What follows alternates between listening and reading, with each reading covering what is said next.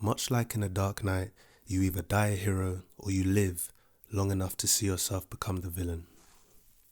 Or you could just go into your kitchen, grab a tool, why so serious yourself, and accelerate the whole process single-handedly. This, ladies and gentlemen, is the problem with toxic activism.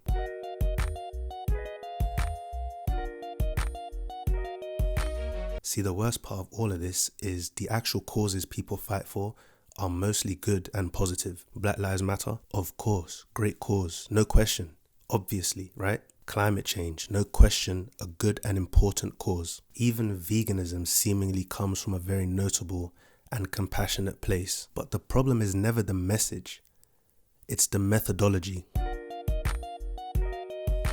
Remember in 2016 when Colin Kaepernick started to take a knee during the national anthem of football games? Well, in 2020, when George Floyd died, that whole thing happened again, and it caused so much outrage and controversy. You had people on one side saying that they felt very disrespected and it was dividing the country and it should stop. And then you had people on the other side saying it's just a protest, it's not that deep, deal with it, stop crying. What's more important is the message. And there lies one of the problems. You can't dictate to people what they should and shouldn't be feeling, what they should and shouldn't be angry about, especially when you need their help.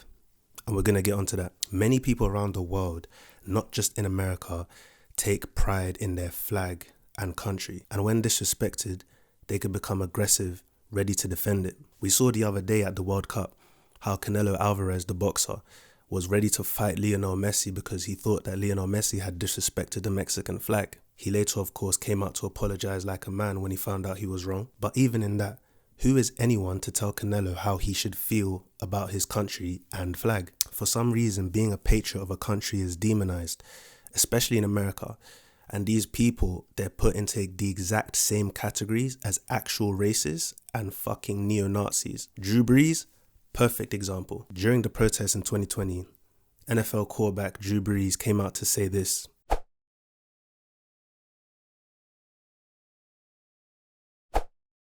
This video was controversial.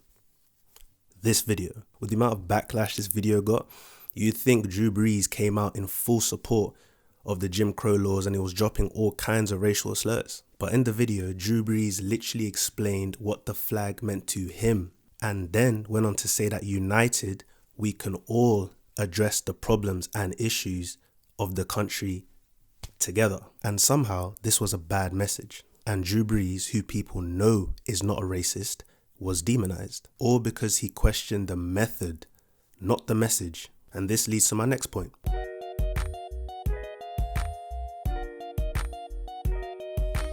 When people start doing things that are counterproductive to their supposed goal, it makes me wonder about their true intentions, especially when their ineffective methodology is being pointed out to them. If the goal was actually what it's claimed to be, then constructive criticism should be welcomed with open arms, right? Wrong. Because two brains are better than one. This is why a football coach has an assistant and a team behind him. This is why before embarking on an endeavor, you seek the advice of your closest friends and family. People you know who have the best intentions for you. People on your team. It literally gets to a point where people who criticize the methods are put in the same boat as racists and neo-Nazis, much like Drew Brees. And this issue doesn't just stop with Black Lives Matter protests. No, it goes deep. It runs deep. Take climate change activists, for example, right?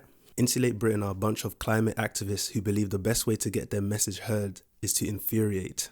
And they do this by blocking motorways during peak rush hours when people are just trying to get into work or get home from a long day of work. Just Stop Oil protesters decided the best way to get their message across was to throw tomato soup at paintings in museums and exhibits. And activist vegans decided the best way to get their message across was to spill and waste a bunch of milk at supermarkets and to pour fake blood on themselves at KFCs. And this is the issue. What do all of these protests have in common? This whole trope about in order to raise awareness, you must invoke emotion and piss people off, rather than relying on the goodness of people and the quality of the movement's proposal itself, is toxic. Since the success or failure of your movement is heavily dependent on the participation and efforts of others, and when I say others, I mean as many people as possible, then the act of pissing people off and causing controversy is quite literally counterintuitive to the goal. Let's just think of it like this, right? If it was within your power to stop climate change, there would be no climate change. If it was within your power to stop racism by yourself, there'd be no racism, bruh. Instead, it's quite literally the exact opposite. In order to even combat climate change, you need as many people on board as possible. And not just in your own country now. I'm talking about the entire world. And same goes for racism. In order to minimize that shit, because I don't think racism will ever be totally gone, ever. But in order to minimize that shit, you need everyone on board, bruh.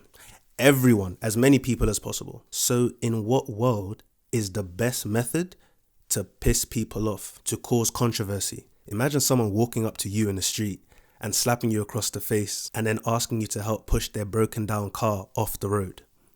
The method is quite literally the worst possible choice in order to achieve the goal. And that brings me to my last and final point.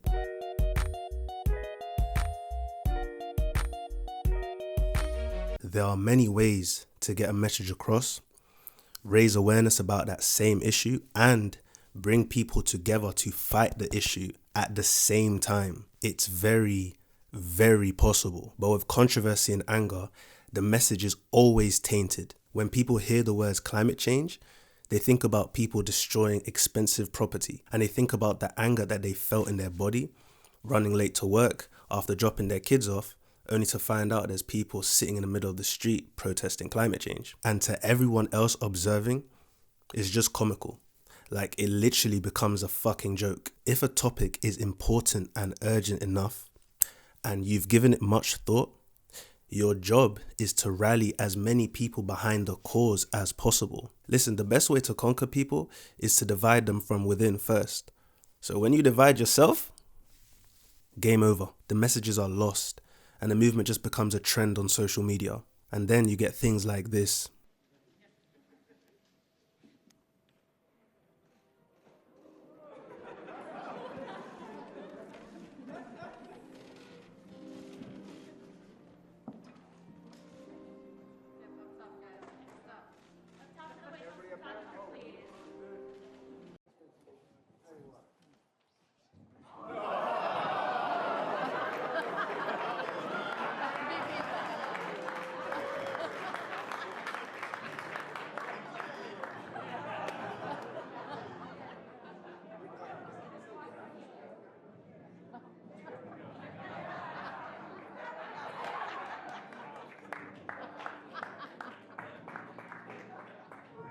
Who wish to, we will now kneel for our moment of silence.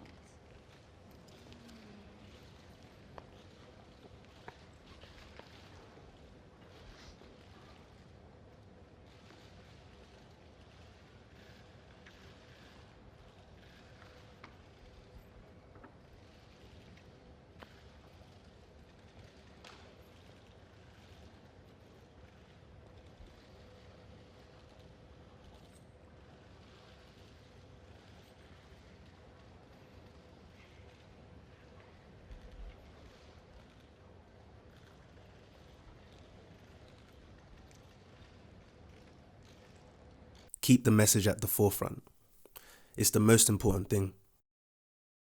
By the way, that kneeling video, where those man kneeled for like 8 minutes straight, is one of the most disturbing videos I've ever seen in my life.